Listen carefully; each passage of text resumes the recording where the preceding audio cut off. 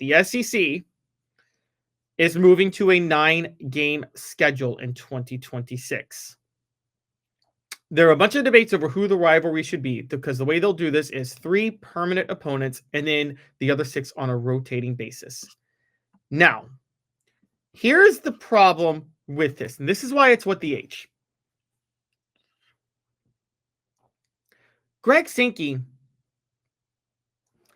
didn't do anything to address the other issues that were holding up 9-game schedules to begin with.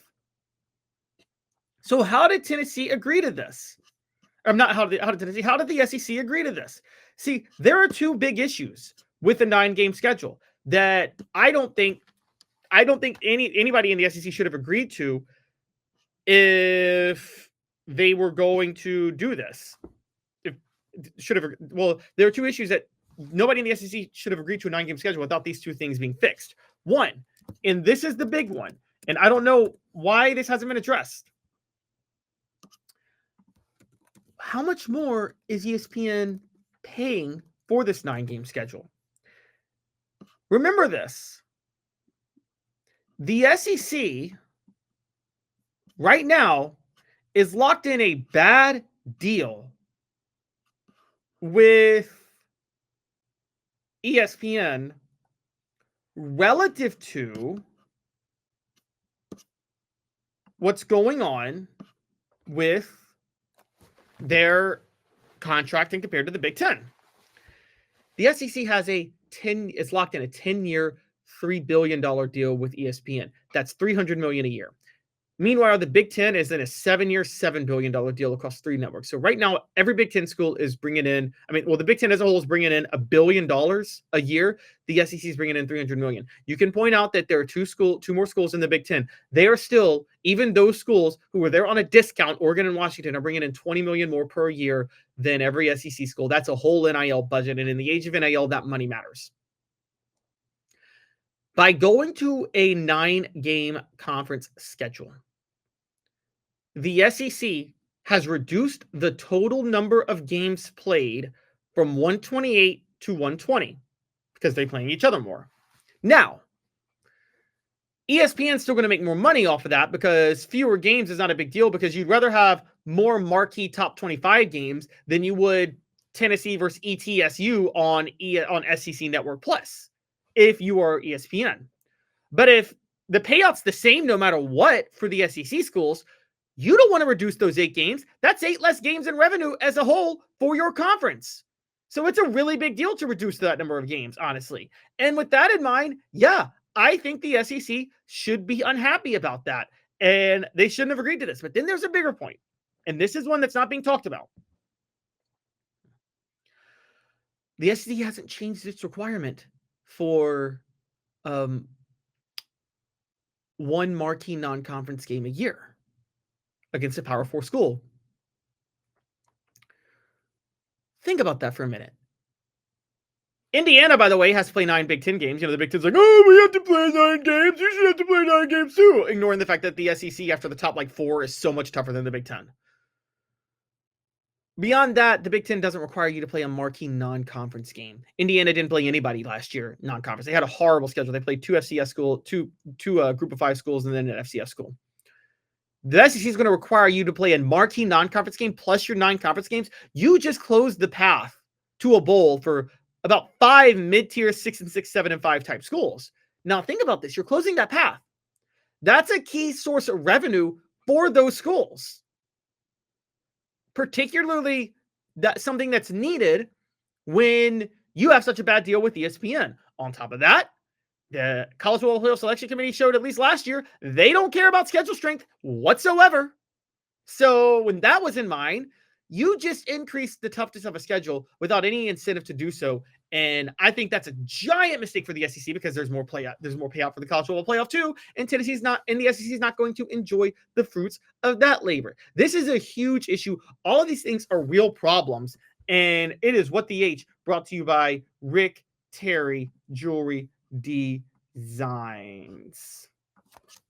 Having been in the jewelry industry for a long time in the Knoxville community, I saw a need for a jeweler, a real jeweler. Our ability to do these designs has really been based on the customers bringing new things in and challenging us as a store. Our goal is not to tell anybody what they want. Our goal is to listen to what they want and then help them get there. Schedule your consultation today to get your special someone the perfect custom gift just in time for the holidays. I'm setting up the poll question now. The SEC should not have gone to a 9-game schedule without more money from ESPN, ending marquee non-conference games, demanding CFP better factors in SOS better, or all of the above. And I'm saying all of the above, okay? Because I say the SEC shouldn't have gone to a 9-game schedule without more money from ESPN, ending marquee non-conference games, demanding CFP factors in strength of schedule better, and all of the. I'm saying all three. All three. They should have demanded all three things be done. How are you going to have non-conference games that are marquee when the college football playoff doesn't value strength of schedule? This is ridiculous by Greg Sankey. This is a huge mistake, and it's a dumb move. And I cannot believe some SEC schools got on board with this. The only saving grace is maybe Greg Sankey knows something we don't. But here's the other part of what this really means. Here's the other part of what this really means, guys. The automatic qualifier model is out for the college football playoff. The biggest reason the SEC did this is the Big Ten wanted it to do the 5+7 model or 5+9 model or 5+11 model for the college football playoff next year. By going to 9 conference games, the automatic qualifier model for the college football playoff, it's done. It's done. It's just going to be the top 5 conference champions and then the next 11 teams or the next 9 teams or the next 7, depending on whether or not it's 12, 14, or 16. What I would do is I would do the 5-9 model, the top 5 conference champs, and then the next 9 teams. And here's how I would do the format. 14-team playoff. The top 2 teams, the top 2, and I would go top 2 conference champions again.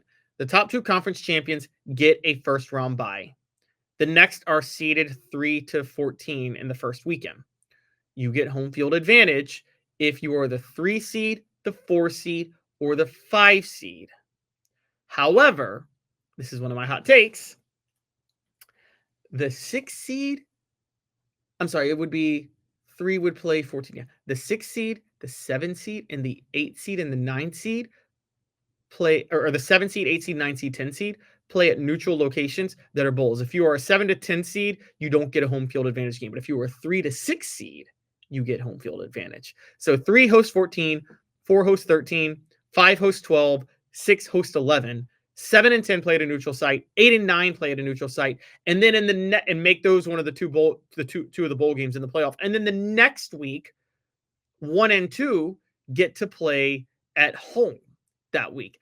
That's how I would do the playoff in a 14-team playoff. But truth of the matter is, this move by Greg Sankey was caving, and Derek is making a great point. Derek says it. The Big Ten is running the show. Let's be honest with ourselves. Greg, a little boy, and that's that. I mean, the Big Ten is running the show. The Big Ten is running the show. The SEC just gave the Big Ten everything it wanted without any concessions from the Big Ten or the other networks or ESPN or anything. That's ridiculous. Greg Sankey blew it with that. The poll question, the SEC shouldn't have gone to a 9-game schedule without more money from ESPN, ending marquee non-conference games, demanding the CFP factors in strength schedule better, or all of the above. 67% of you say all of the above. 17% say demanding the CFP factors in strength schedule better. 8% of you say ending marquee non-conference games, and 8% of you say more money from ESPN. I agree with this poll question. All of the above is the most important one. It should have been all of the above.